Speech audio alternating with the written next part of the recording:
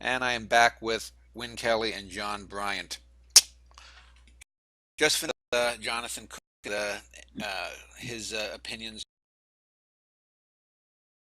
on first century more modern response to the novel. You were just mentioning in the break that you have taught a Moby-Dick marathon. Did you call it? How do young students react to Moby-Dick? Well, the marathon is actually a program that the New Bedford Whaling Museum organizes. Although it was started in many. The Mystic Seaport has its own marathon. There was one in New York City recently. There have been online marathons. So there's been a lot of opportunities and locations for people to read the book as a social phenomenon in groups together out loud, either in real time or virtual spaces. And I think it's affected people's experience with the book. So I get a lot of questions still. I was with people last night, one of whom said to me, "Why should I read Moby Dick?" I get that question a lot. There's still a certain fear of the length and seriousness of the book that I encounter, and I always say, "Well, start reading it and see how funny it is. Go with the humor." But it's the response I get at the marathon and also my classrooms that the book has become meaningful in a new way with the rise of the internet. And what I mean by that is that the book is a very open form. You have a narrator who starts by saying, "Call me Ishmael, let's talk." And that spirit of sharing and collaborating in the reading process and the making of knowledge, which I think is at the basis of Moby Dick, it seems very congruent with the ways we share knowledge now, and very familiar to students and readers of texts, not only as online or electronic phenomena, but also in fan groups, in chat rooms, in online reading groups.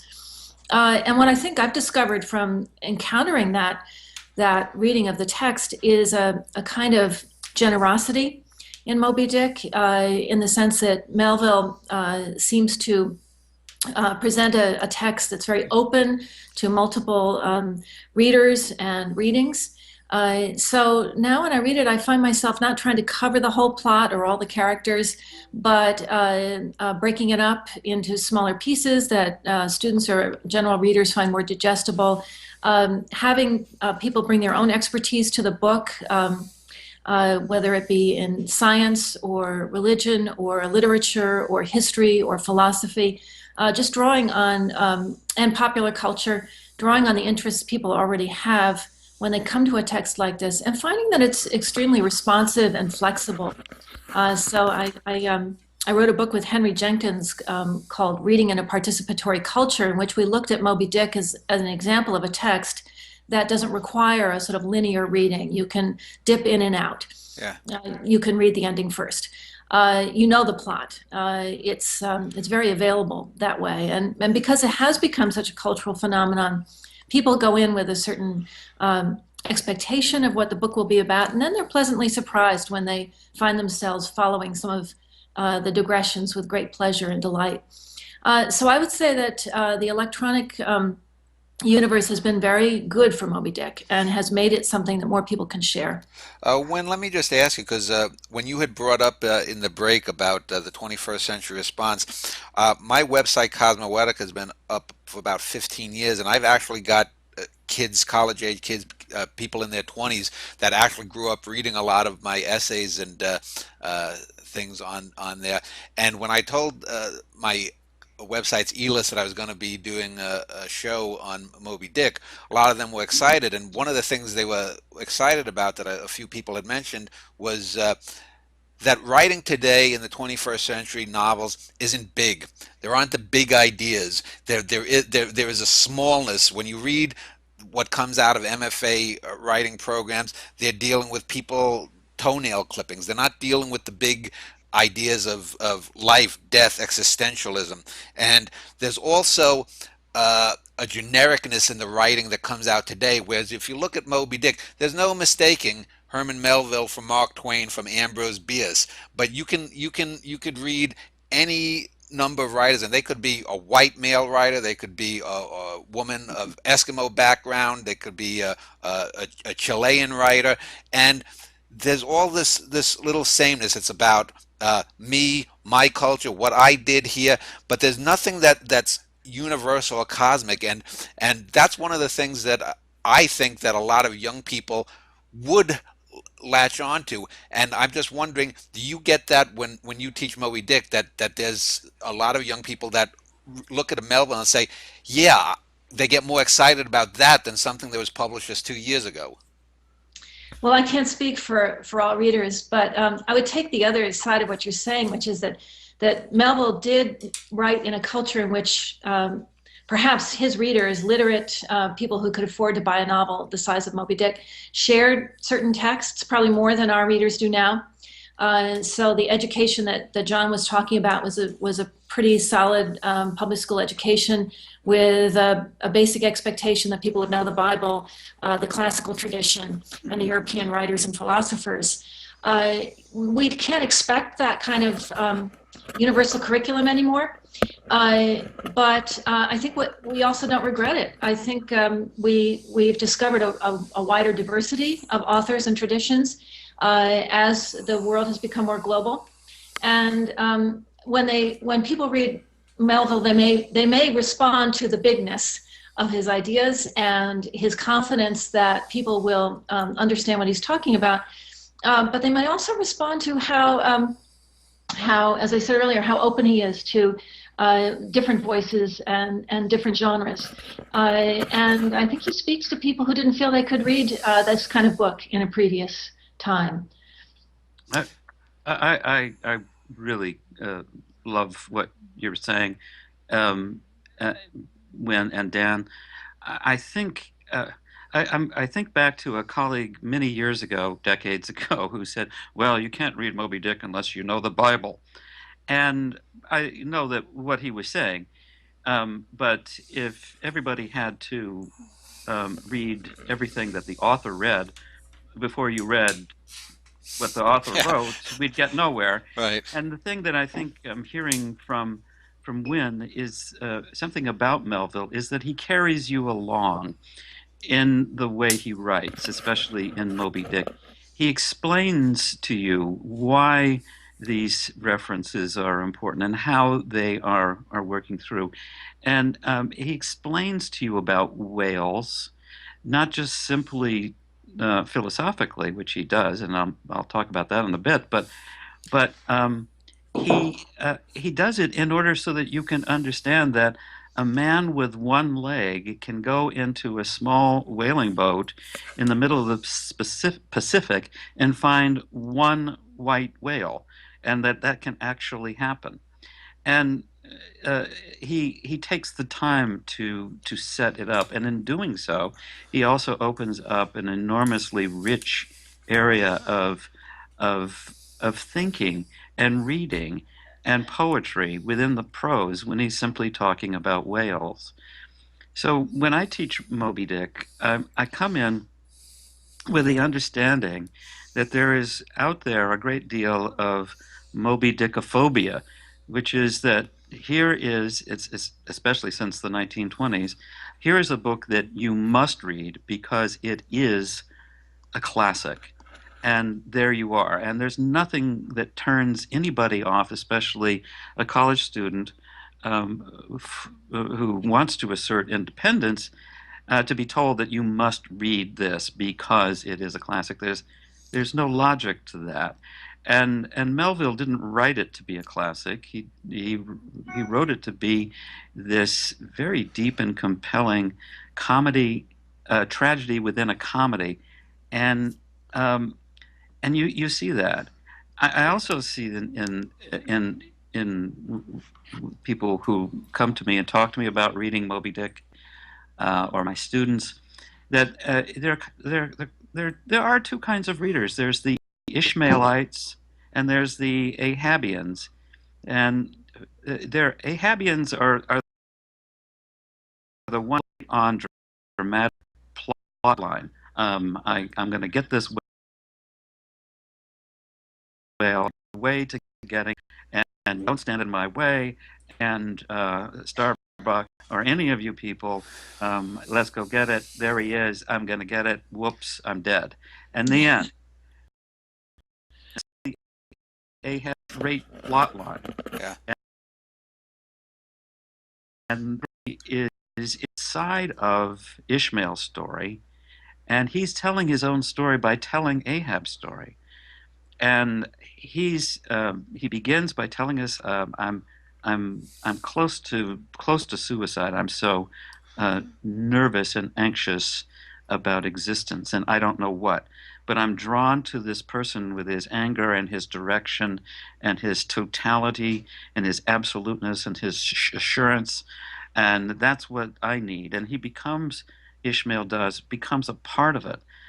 But to explain what really compels Ishmael, he has to get into the mind of Ahab as well, and he does so in a chapter called "The Whiteness of the Whale." And in it, he says it's not because the whale is big, it's not because white represents death in some kind of culture. It's that white is a symbol of nothingness. There's you can't see white light. It's just the way white reflects off colors that you see the color. You don't see the light itself. So what is the light? And he gets deeper and deeper into this philosophical, but also very emotional dive. Ishmael does, and at it he discovers that there is a kind of nothingness beyond the universe. Now Ahab thinks there is a malicious something out there that's out to get him, and he wants to kill it. But Ishmael is saying, there's nothing out there. It's all a mask. There's nothing. Now, when you put these two people together, they both have an intense anger and an intense desire to get to the heart of things. Ahab is a killer, and Ishmael is a lover, and they really have completely different ways of going about life. Ishmael is the survivor, and that should tell you something. But I think what is exciting about Moby-Dick is that it gives equal pressure to both these voices. And both of them have a tragic element. Ishmael also has this comic survivor ability. Yeah. And yet he's the person at the end of the novel who survives, but is the one who begins that novel by saying, "Call me Ishmael. I'm about to commit suicide, so I have to go whaling to get it out of my system." And so it goes around in circles. And I think that this is the kind of thing that when people come to Moby Dick, not as a classic, but as an opportunity to get into it, this is the kind of thing that really grabs them. It's the depth of the insight, the staring at death and nothingness, and the kinds of things that, Dan, you were saying, the existential things. This is not the fingernail clippings of life. However, Ishmael does talk about fingernail clippings, only fingernail clippings of whales, the little scrapings of skin that come off of them. He can go on and on for that forever. So Ishmael readers love these digressions that Wynne was talking about. Ahabians hate it. They can't stand it. They said, let's go on. Let's get to the story.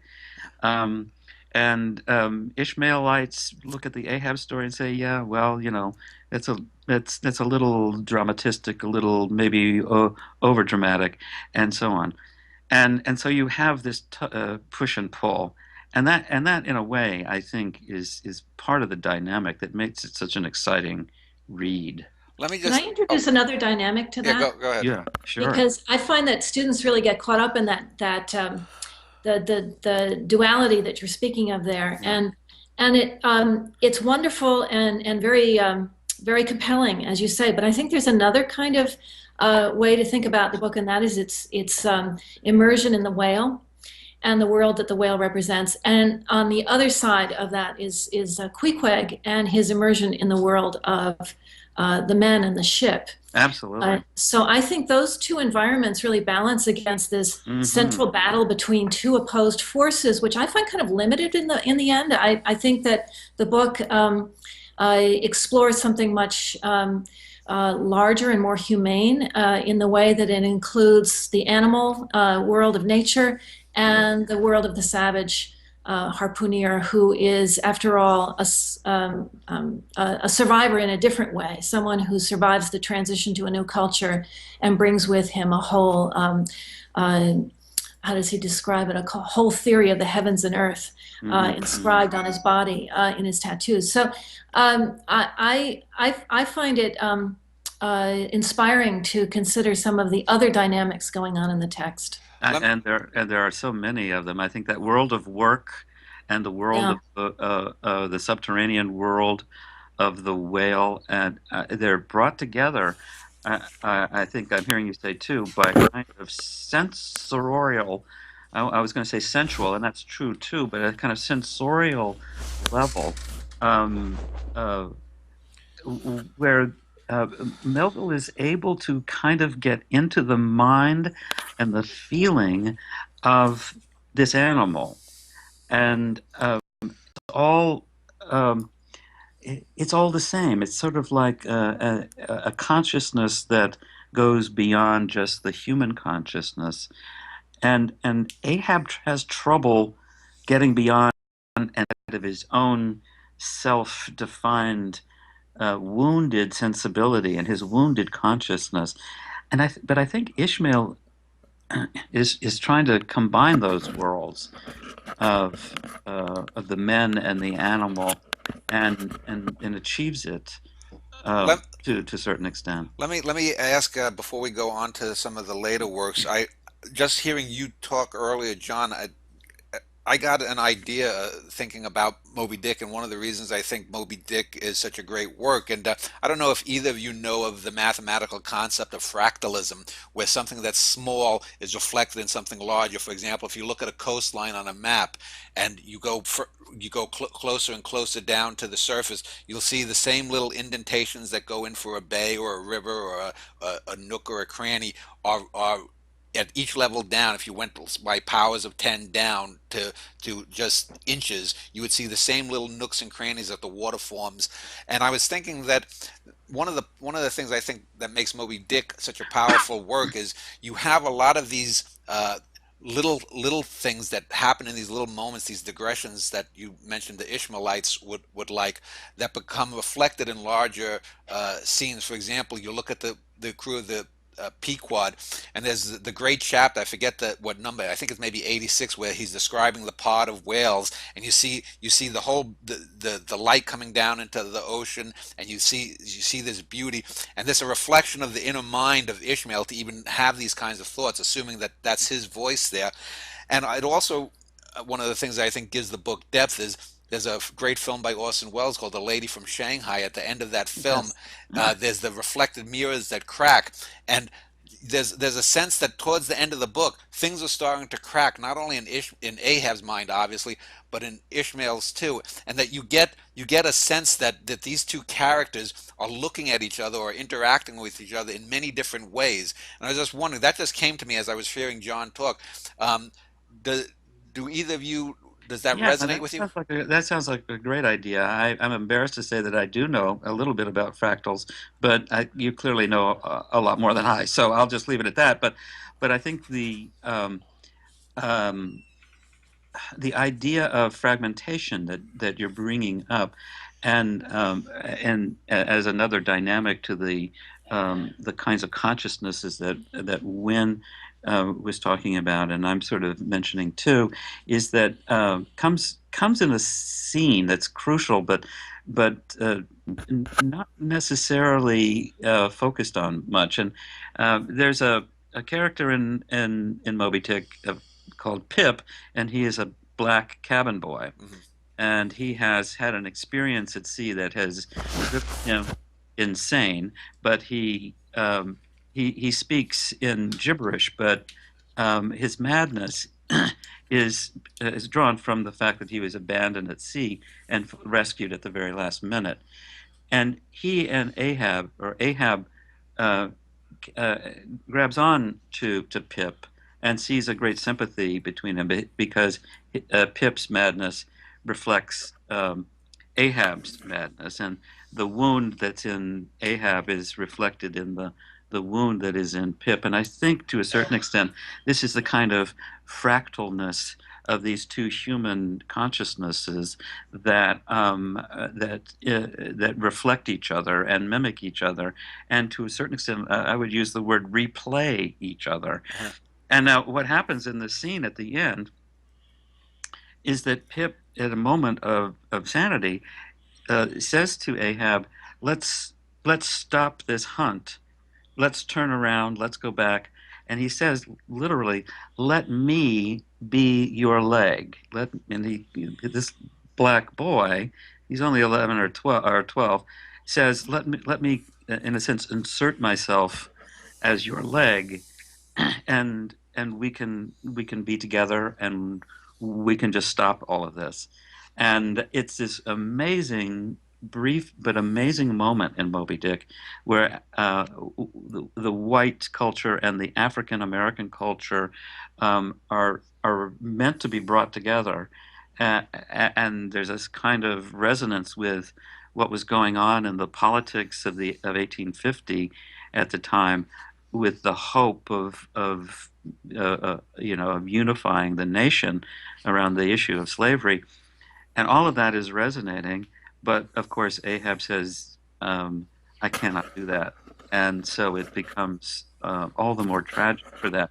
But the blackness and the white culture and the black culture, the of these two fragments to come together, I think is just a very powerful, powerful moment, and a reflection of precisely the kind of thing I think you're talking about, Dan. Yeah. Wynn, do you have any final comments on Moby Dick before we move on to Yeah, the later well, work? what I was thinking about when you mentioned the fractals was that, so John's given you some wonderful examples of the way certain patterns enact or replay themselves between characters. And I think you find the same thing happening on the level of the sentences in the book, so that the prose enacts some of the larger patterns in the book. Some of it's very fluid and all-encompassing, like these grand cosmic visions that you get in the Grand Armada chapter that you were talking about. Right. And then there are places where the language is extremely colloquial and earthbound, giving the sense of real speech. And there's many, many other examples. So I would think that, and the same interplay between the Ahabian and Ishmaelian kinds of speech take place in a register that we read through so quickly we almost don't even know it's there. But that's, to me, the great lyrical power of the book. Let's move on to some of the later work. I think it was John who had mentioned, or it might have been John or Jonathan, Isle of the Cross. That's a rarely discussed work. I brought that up. Wynn, Yeah. okay, go ahead, Wynn.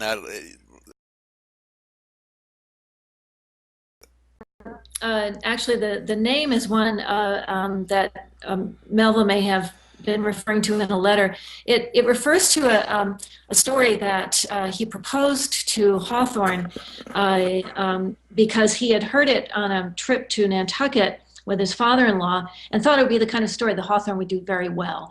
It was the story of a woman who rescued a shipwrecked sailor, nursed him back to health, married him, had a daughter, and then he abandoned her and disappeared. Her name was Agatha, so we often call it the Agatha story or the Agatha correspondence. Then he later showed up, clearly having married someone else and having a whole other life. And it's a legal case. It hinges on the man's death and who his heirs are, the first wife and daughter or the later wife and her family. But Melville apparently, and we have to have only the correspondence to go on, proposed it to Hawthorne after the publication of Moby-Dick and Pierre. And Hawthorne said, well, that's a great idea, but maybe you should write it. So he returned the papers to Melville, and as far as we know, Melville worked on it and produced a story that he might have called Isle of the Cross. It's a fascinating mystery in Melville scholarship because no manuscript survives. Members of the family knew of it and mentioned it in the letters, but we have no idea what he did with it. But it did fill up some time between the publication of Pierre and his first short story, Bartleby, in 1853. And scholars have seen it as part of the turn towards short fiction and his grappling with a rather different set of themes and locales. Yeah, you mentioned Pierre, and I know I recently looked that over a few months ago, and that's a very odd book in the sense that it Yeah. seems almost like a century earlier, something that a Ken Kesey might have written. It has that. I mean, there's a lot of drugs. There's a lot of like a hallucinogenic novel or a Well, there book. were drugs. Well, I Yeah. have to read this again. Well, what can you just comment on Pierre as a work and how it, how radical a shift, if it was, if you think it was radical, it was from Moby Dick?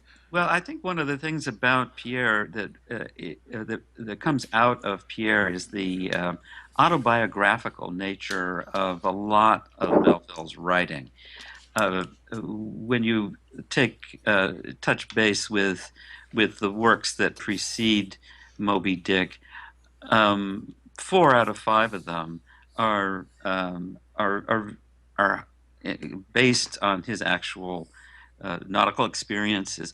Moby Dick is a fiction almost entirely out of thin air and Shakespeare, I suppose you could say, and so it's probably the least autobiographical. But when you get into Pierre, it's once again very much like Redburn. You have a narrator who is speaking about this one character who is an adolescent who is growing toward a much broader, larger consciousness and discovers that his father had had an affair, that somewhere in the neighborhood is a half sister of his, and suddenly his whole world is kind of crumbling, all of the structures of it. And in the way Melville brings this out, it's not just his personal family beliefs are being shattered, but but the whole structure of American democracy is being called into question. What with all of these upstate New York large manorial patroonships, land owning groups that he was related to, these get brought in to a certain extent in Pierre. Well, he breaks away from his country living, escapes with his sister, a half sister, and they live in a kind of slummy districts of New York City, and in a kind of disastrous half incestuous relationship. So it's a very steamy, totally non-nautical novel whatsoever, and it just was. People were astonished. One of the reviewers said, just began by saying, "A bad book!" Exclamation point, and that was the end of it. I mean, it just was a disaster. And as Wynne was saying, it in a sense was he launched him into a period of short story writing in which he did a pretty good job of mending his reputation, and I think he made a good deal of money writing 16 short stories, one right after another, some of which have become major classics. Well, there's that word again. Exceptional pieces of writing for the mid 19th century, the beginning of American short story, and and taking on a whole range of social issues. Bartleby is a story of Wall Street and of a worker who's an alienated worker. Paradise of Bachelors and Tartresses of Maids focuses on women in a Massachusetts factory making paper, and that kind of form of white slavery, if you will. uh, Benito Cereno is about a slave revolt at sea. Was that actually based on Amistad that you had mentioned, or is No, it? no, it's not based on Amistad. It's actually, although the connections to Amistad, I think, are definitely there. Uh, Sin Q on the Amistad could very well have been something of a model for Babo, the African leader of the slave revolt on board the ship. But Melville took that from another source completely, um, um, by Amasa Delano, who had written out the events. And Melville would do this. He, with Israel Potter, which was a serialized novel, he was also working from a previous publication. And but it's interesting to see how he takes the thread of a story, follows it, and then departs from it completely. Another story that fits, I think, very nicely into some of the things that Wen was saying about the Isle of Cross is a story um, um, uh, um, called Wen. I've had You're talking about the Encantadas? yes, of course. um, uh, the story of a woman abandoned on an island, and she is left on this island, and ships pass by, and some of them stop and by and leave her there again, and this story is unfolded very carefully and very slowly, and without saying it, um, the narrator observes that she had been repeatedly raped and left on the island until this one ship finally picks her up and takes her home. So there's in these stories, there's the voice of women and outcasts and slaves. And I think one of the things to take from this is the power of Melville is that he could speak for the outcast and the alienated, the Bartlebys and the Chola widow, um, the African slave, and Israel Potter is a veteran who is just like veterans of all wars, ignored and left to poverty. So, so much of Melville is amazingly timely. Bartleby, let me just talk briefly about that, either one of you. I mean, that in a sense really seems to me almost a forerunner of absurdism to a certain degree. I mean, certainly it's existential, but I mean, it's basically, a character that has just one particular trait, and he will not be moved, he will not be budged, and it's that, compared to Poe or the stories you'd see, and it's just totally out of left field. Where do either of you know where that came from in him? Did he have this absurdist streak, or 75 years earlier, or however many decades before? Well, I think when I'm thinking of some of the reviews of Piazza Tales, which is where Bartleby appeared in a collection that spoke of it as a Poish tale, or were reminded of Dickens, and the references in those reviews suggest that his first readers found the story funny, and the absurdism that Melville injected became more visible, let's say, to readers in the early 20th century, in the period of high modernism, where his irony and his ambiguity started to seem like the leading traits of his writing. But I think that Melville also had a wicked sense of humor, and although Bartleby appears as a kind of cosmic joke in the story, the joke is also on the narrator, who is this rather obtuse lawyer who expects all of his employees to line up in a row and perform certain tasks in a very mechanical way, and Bartleby won't. And the part of the progress of the story is to watch the lawyer sort of break down as one precious assumption after another turns out to be unavailing.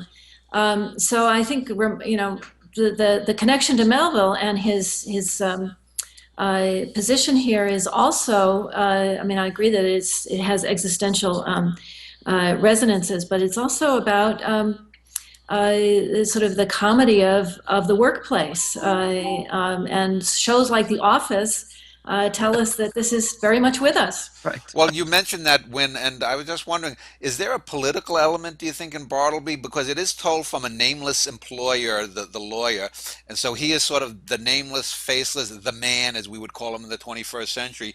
And Yeah. Bartleby acts in such an over-the-top weird way. It's almost as if we're seeing it through his eyes, and it's possibly exaggerated by the lawyer that he can't understand what Bartleby is. So maybe he's somehow constructed this tale that's so over the top, and whoever he's relating it to, us, maybe a colleague or whatnot. Do either of you see any political implications in a tale like that, a satire, political Well, one satire? thing I would point out is that the lawyer is part of an older world of patronage. He has John Jacob Astor is his patron, and Bartleby is so much outside that world of connections and networking. So that's I would and in the middle of the story, there's an election in which people are discussing local politics. So there's definitely a very strong political element, and I think it has to do with the rise of new business classes in New York and a different sense of those old, more elite groups passing away. Oh, it's definitely a political statement, and has been read and perceived that way as uh, uh, and in very modern terms. There's a direct line there is that the lawyer says nothing is more annoying than a passive resistance, which is a phrasing that Thoreau picks up on, and then and then Gandhi, and then Martin Luther King. And I mean, Bartleby, by saying "I would prefer not to," is basically saying what generations of workers and dispossessed people have been saying to the status quo and um, the capitalist structure for centuries or decades in the 20 throughout the 20th century. And the most recent is the Wall Street Occupy Wall Street. Occupy Wall Street movement of the three or so years ago.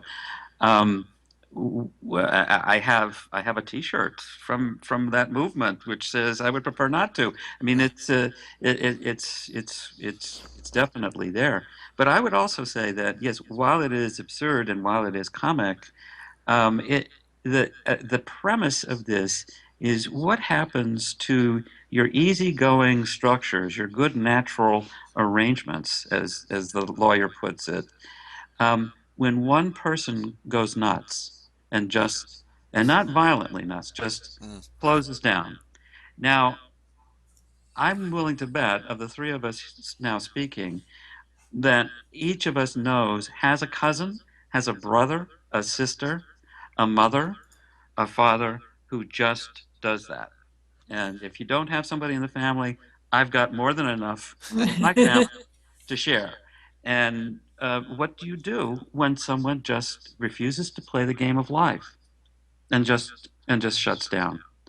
And that's the inexplicable thing because most of us have this drive to live and love and be a part of it.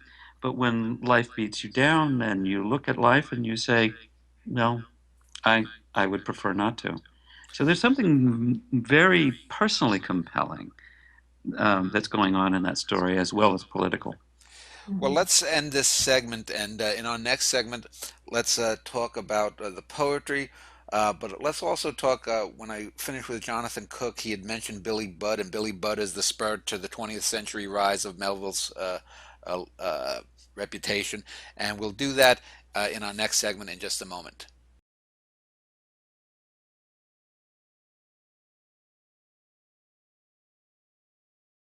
In this segment, Win, you wanted to talk a little bit about the poetry of Melville before we you sign off. So I know myself as someone who writes poetry.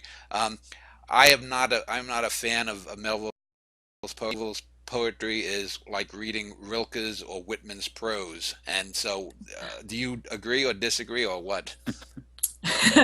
Well, I know how difficult it is to read Melville's poetry, and I think some of that difficulty is intentional. I have to disagree because it's been a great pleasure to learn to read some of Melville's poetry. I'm still learning, and to share it with students. I'm particularly impressed by the number of ways in which he writes poetry. So with Clairol, he's telling a story. And the poetry serves a narrative that's kind of an epic of the late 19th century and high Victorianism. It's a kind of reconsideration of late 19th century religion and science and politics after the Civil War, race, global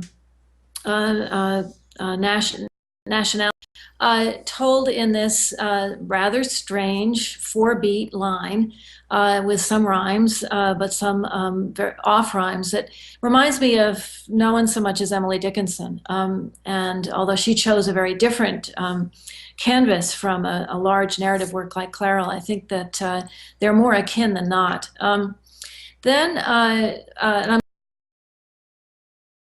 leaving out a rather distinctive set of poems as well, in the sense that it's a very elegiac and melancholy treatment of the war, told through individuals,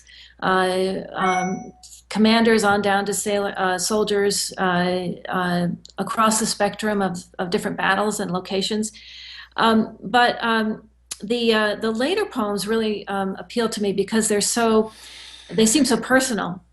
So Melville wrote John Marr and Other Sailors, which is a collection of reminiscences of sailors of an earlier period of wooden boats. At this point, he knew that steam had replaced sail. And again, those poems have a kind of elegiac and memorial feeling, but they're also portraits of sailors who are heroic because of their resistance to some of the storms of life.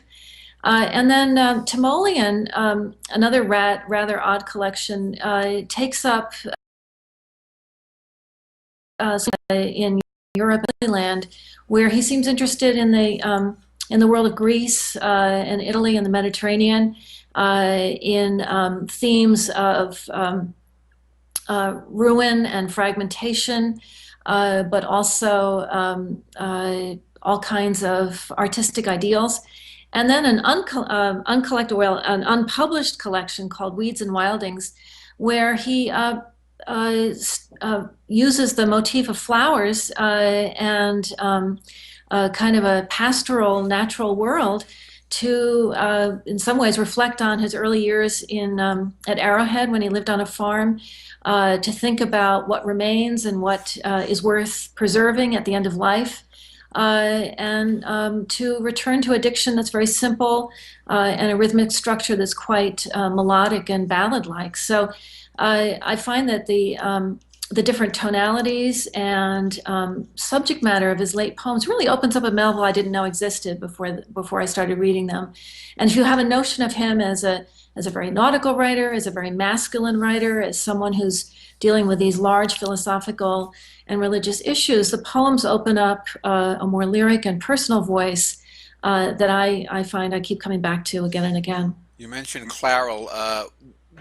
What do you think was, or did he read any poems that influenced it? Because for me, the poem that comes to mind is Lucan's Civil War.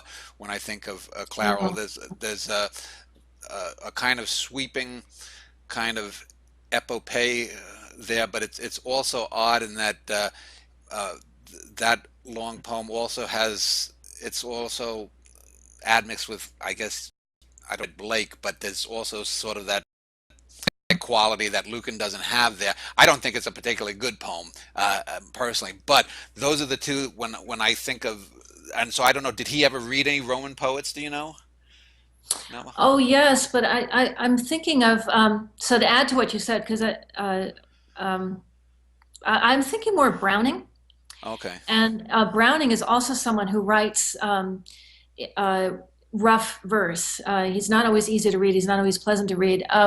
But he does wonderful portraits. And to me, one of the strengths of Clairol is the way it captures different intellectual and social positions through dialogue and through this kind of self-expression of different narrators. So against that background of the large events that you're talking about, drawing from Roman poetry in the Civil War, are these brilliant monologues and dialogues among characters who are, it seems to me, very rich and bring to bear just a huge array of opinions about where they were in the late 19th century. So uh, um, I think he was one of our Melville scholars has spoken of Melville as a kind of pre-modernist, and I think that's part of his poetry is the way that he's breaking away from conventions and exploring new ways of thinking about poetry itself. I think John might have mentioned a similarity to Thomas Hardy poetically. Yes, that's a good example.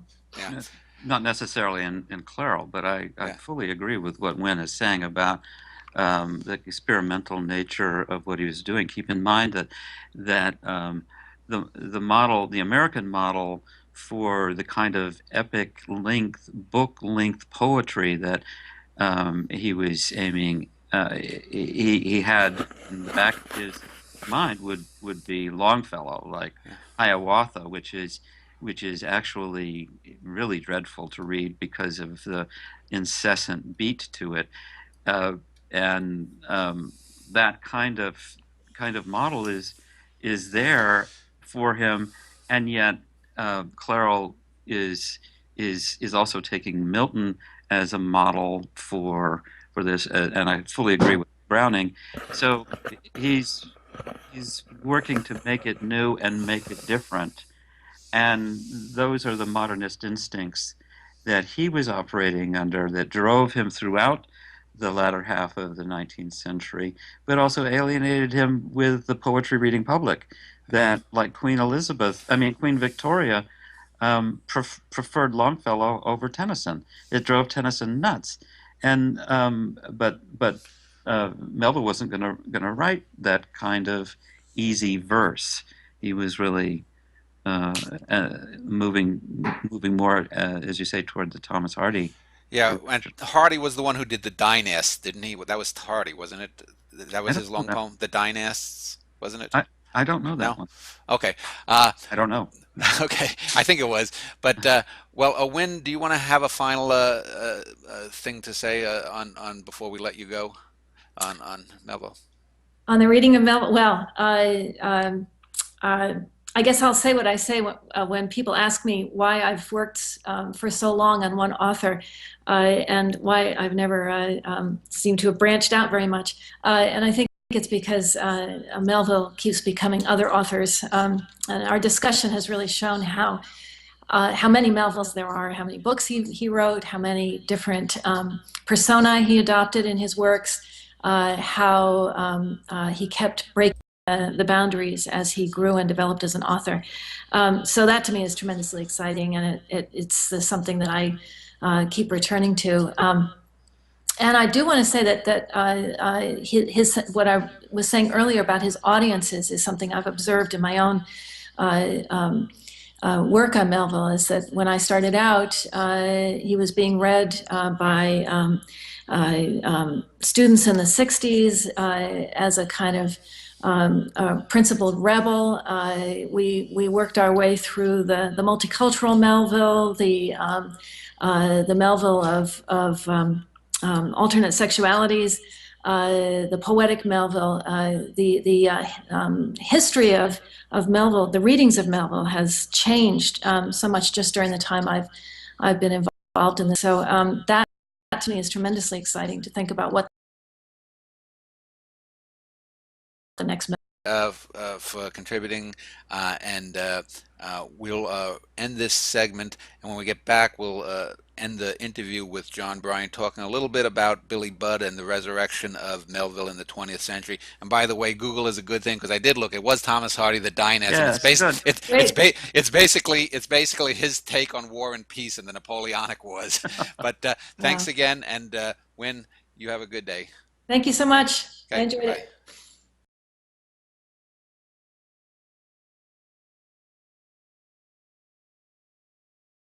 And then there was one, John Bryant.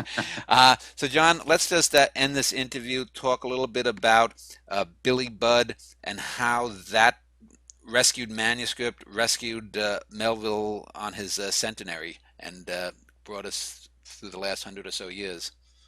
Well, you're right. The story about how Billy Budd became Melville's last great work is almost as exciting as the story itself. It's a novella.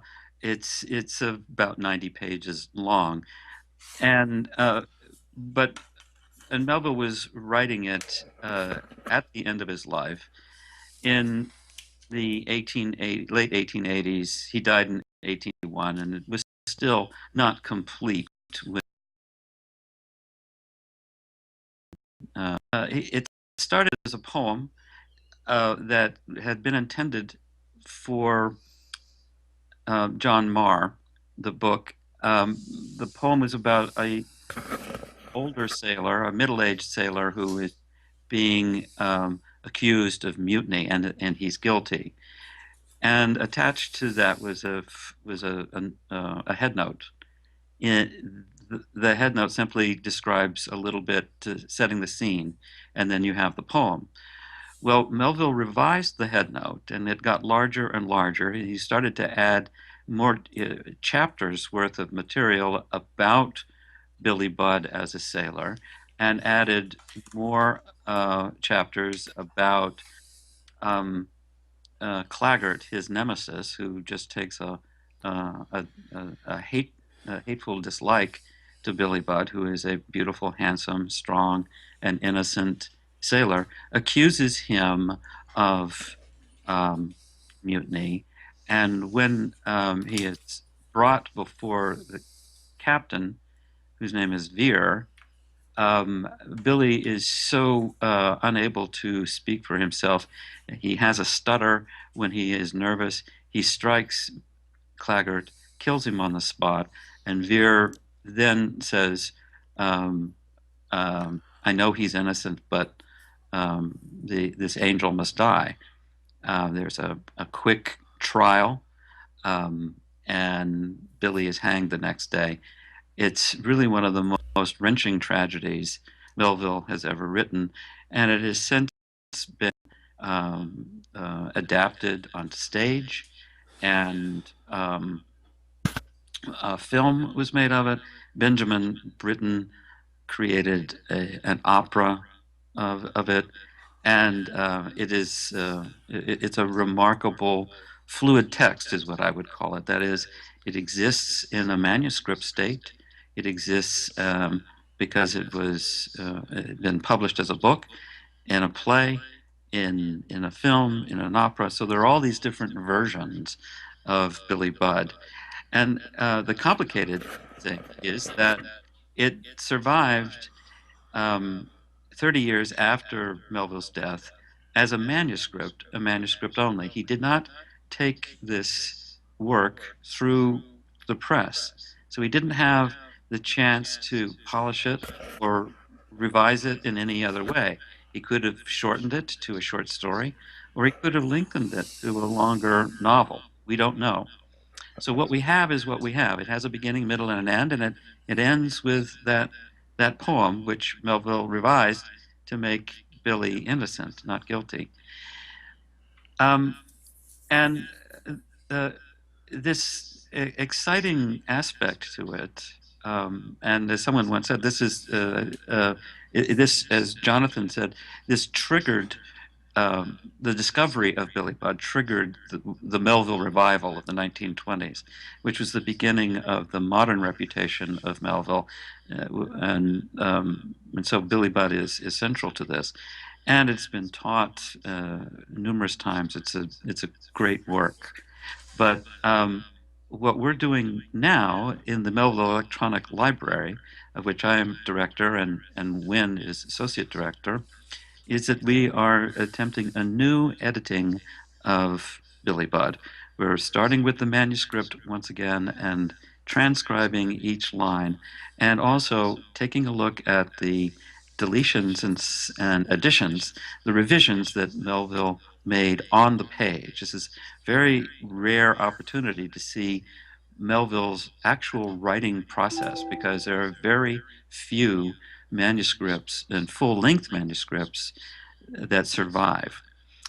So part of the Melville Electronic Library, or MEL, is to regenerate a new version based on um, uh, a principle of editing, fluid text editing, whereby we preserve all of the revision steps and all the revision sequences that occur on each leaf of the manuscript, and also allow users to come in and provide what I call revision narratives to each sequence.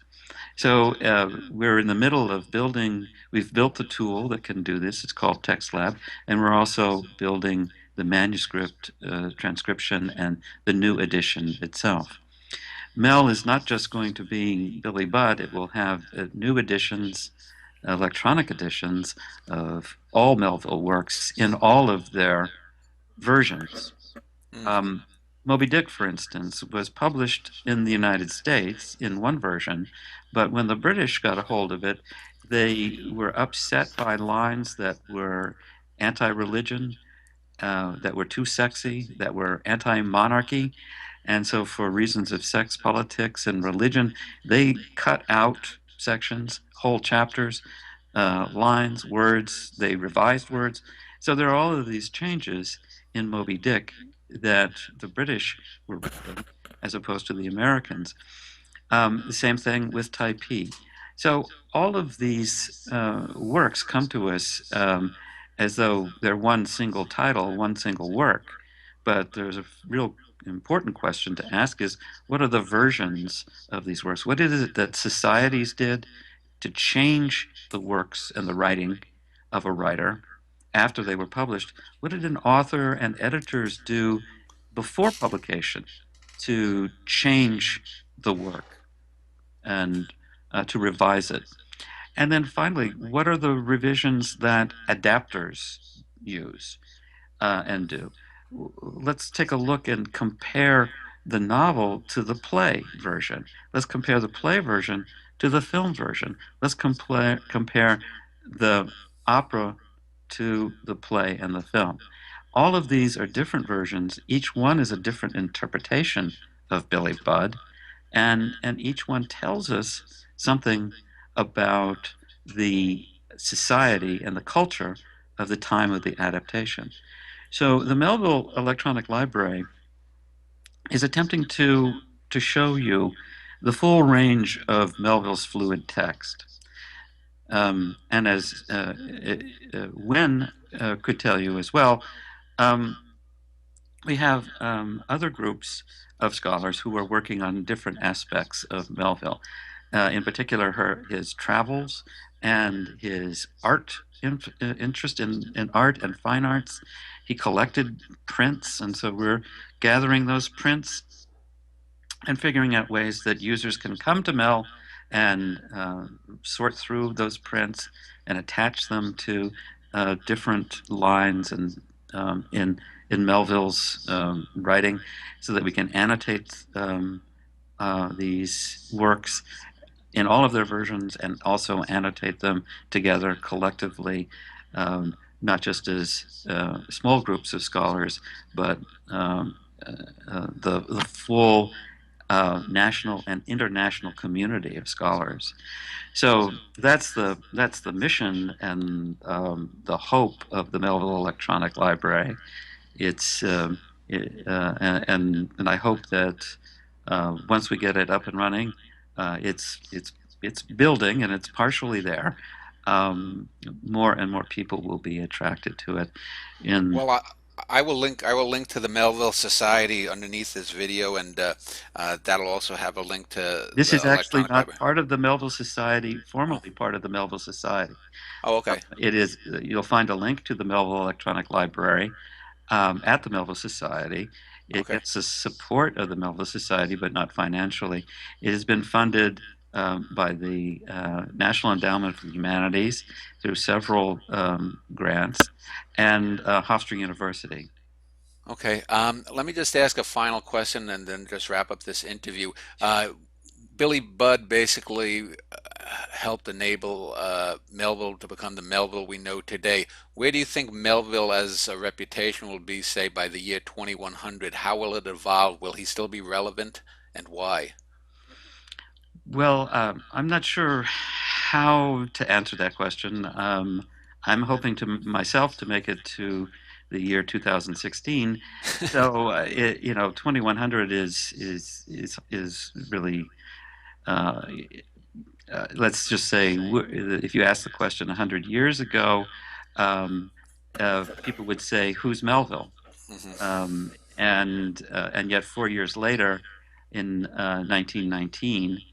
Um, um, Everybody knew who Melville was, and more and more.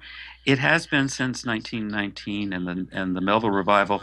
It has been a constant growth. It just keeps every decade. This keeps getting better, and that's because more and more people are finding and going into Melville and discovering, as Wynne said, new voices that they didn't expect was there. Every time I reread something by Melville, I see something new.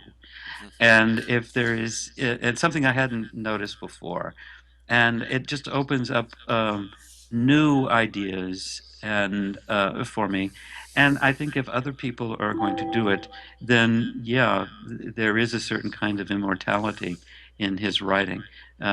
It's just an open ocean of discovery. Well, John, it was a pleasure to talk to you and to Win and to Jonathan, and hopefully I'll get some of the audio issues sorted out so people can hear a lot of what you guys said. But it was a very interesting, informative discussion, and if people like this, they should listen to some more of these interviews that I do because we'll be doing topics on film noir. Also actually going to be doing a similar show in about a month on a writer from Texas named Elmer Kelton with a lot of scholars of him. So, again, thank you, John, and good Thank you, luck to. Dan. It's a great opportunity. All right. Well, thank you very much, and you have a good day. Bye now. Goodbye.